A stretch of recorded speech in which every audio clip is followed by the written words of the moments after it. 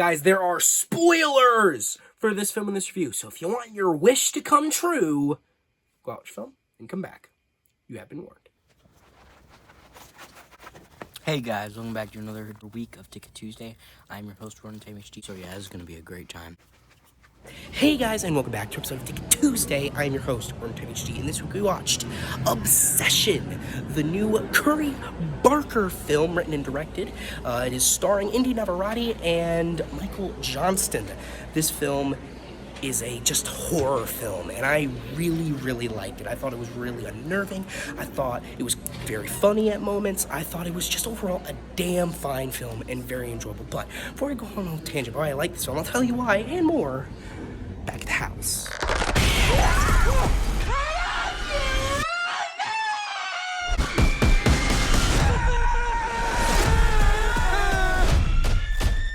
Nikki?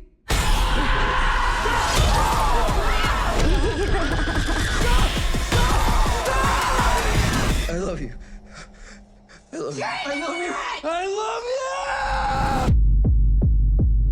Hey guys, and welcome back to another episode of Ticket Tuesday. I'm your host, Ronan Time HD, and this week we watched Obsession, written and directed by Curry Barker, starring Inde Navarrette, I'm very sorry, and Michael Johnston, also featuring a short cameo by Andy Richter. This film is a just like straight up horror, like a thriller, but mostly just a straight up horror film, you know what I mean? I don't really know if I could put it, I guess you could call it a monkey's paw type, like, wish movie, because there's a couple of those, I guess, where, like, they wish for something, but then they get the repercussions. There's, like, a little asterisk, but, I'm getting off track.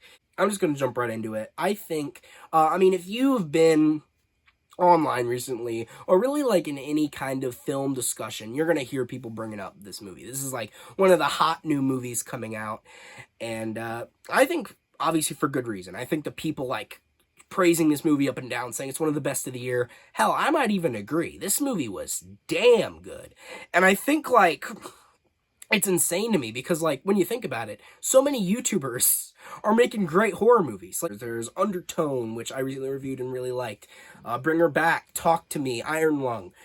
This movie, of course. And it's just like, man, it's just great. I'm just really glad that these very creative people are able to get their juices flowing and make these feature films, and they're rewarded for their creativeness. I'm very glad. And this film is insane to me. I'm like, before I get into the film itself, I just really want to talk about how incredible everything surrounding this movie is. Like, it had, I think, around like a $750K to $1 million budget. That's basically like a nothing budget, right? That's a really low budget. Most movies these days have at least like 10 million, right? Even if it's like super low budget. I'm not even saying that the budget's a problem. I'm just saying like most studios these days are all like, oh, we need every movie to be like $200 million, right? We need to overspend on effects and all random extra bullshit that we don't need to waste our money on, and just like all that. But this movie, I got a 1 million deal and they made it work, and now it's like really overperformed. It's got, I think, like 17 million in the box office now. Like a huge profit. Curry Barker, I've heard, is already working on his next film starring Aaron Paul, Jesse Pinkman from Breaking Bad, love me some Aaron Paul, and Todd from BoJack Horseman. Can't forget that. Either way, I'm gonna get to the movie now. Sorry, I've been rambling. But the movie itself, let's get to that. Obviously, this is a review. I think that the centerpiece, like the strongest aspect of this film, even though there are so many strong aspects of it, is obviously Inde Navarrette's performance. She is so good in this movie. It's like, she's so good at being, like, you feel bad for her, but you're also, like, kind of unnerved by her at the same time. Because obviously the whole movie establishes the fact and makes it very clear that she's not of free will, right? Like, the wish, like, she's basically possessed by this, like, demon, not like a literal demon, but like she's literally being controlled by the will of the wish, right?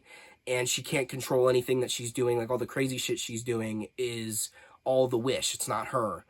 and the movie really establishes that, and I think it's just really good. I also really like whenever, like, the awkward scenes where she's just, like, smiling really weird, or she's, like, screaming really loud, or saying weird shit in public, and, like, it's just really good at making you, like, kind of be like, oh, what is going on here? Like, we gotta stop this. You know what I mean? Like, making like a, ooh, that's no good. Like that kind of face. I made, like, a face a lot of times in the movie, because it's just like, oh man, that's I don't want to use the cringe word, but that's kind of the only word I can use, because there was a lot of that in this movie. But even though the film is a horror film, there are also a lot of funny comedic elements in it, right? Like, even at the ending of the movie, when there's like all the bad shit is happening, and it's like all going to shit, and it's super tense. Like, there's like one of the friends, the main characters, he's outside, and he's like, dude, the wish was real, I have $1 billion. It's like,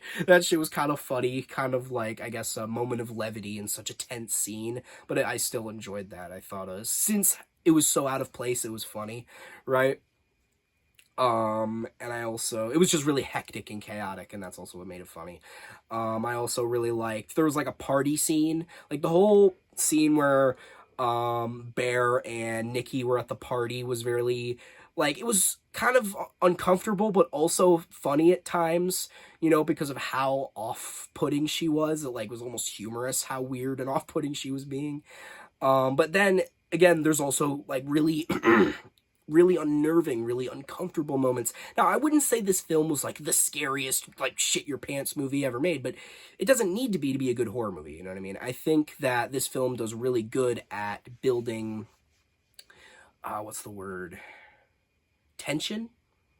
I think it's good at building tension, because there's a lot of tension between the main character, Bear, and Nikki, because, like, she just, as the movie goes, she just keeps getting crazier and crazier and crazier. Like, the movie, she just keeps escalating, right? And it seems like it will endlessly escalate until, like, something really, really bad happens, right? Like, there is no de-escalating. There's only escalating. And there's also scenes where, like, shots that I really liked, that, like, in the moment, I'm like, man, this shot is so good.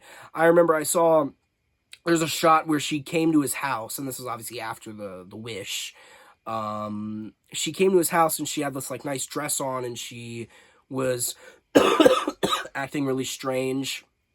And she, like, the way the lighting was, she was covered in darkness, and you could, like, see the light in her eyes. She looked like some kind of, like, shadow demon or, like, monster or something. You could barely see her expressions, so you couldn't read her, right? You couldn't really, like, see like, her mouth move, really.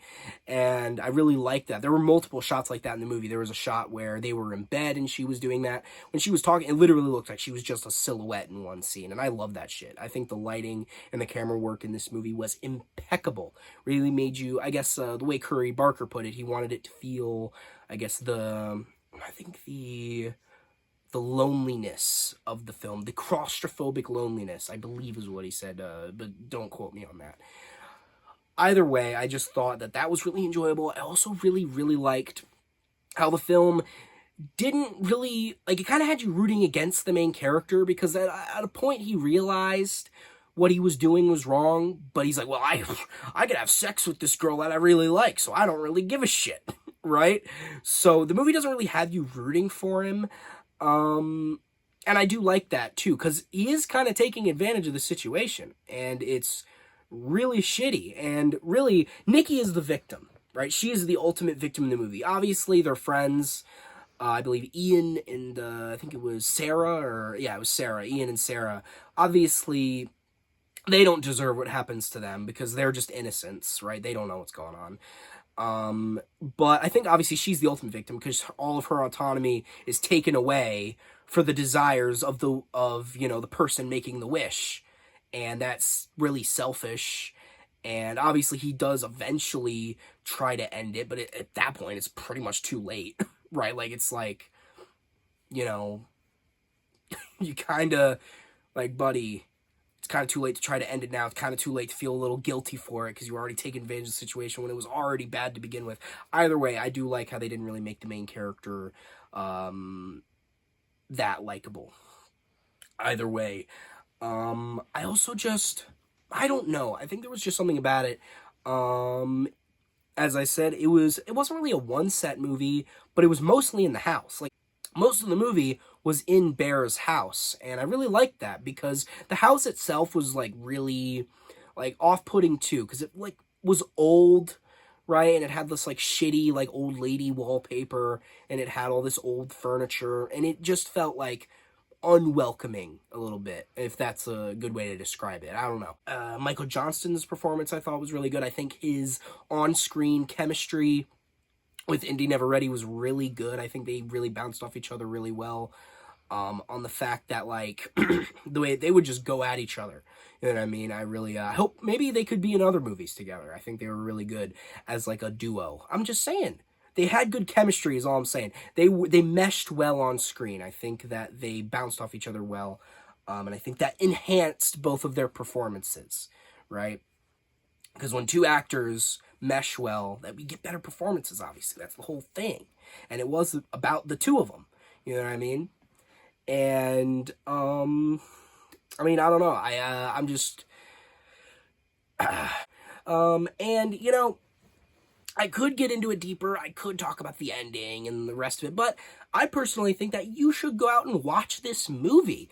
I think you should support movies like this, and I think this is a damn good movie. So if you like horror films, I think this is totally for you, right? I love this movie, and I hope, as a fellow horror fan, you would love this movie too.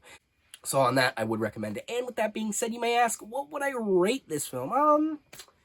You know, my opinion, I would rate this movie an 8.5 out of 10. And, yeah, I think that's what I said. I think I've said my piece. So, guys, I hope you like this video. Share it with friends. Subscribe. Turn those notifications on. Comment down below on how much you liked it. But you guys know how it goes.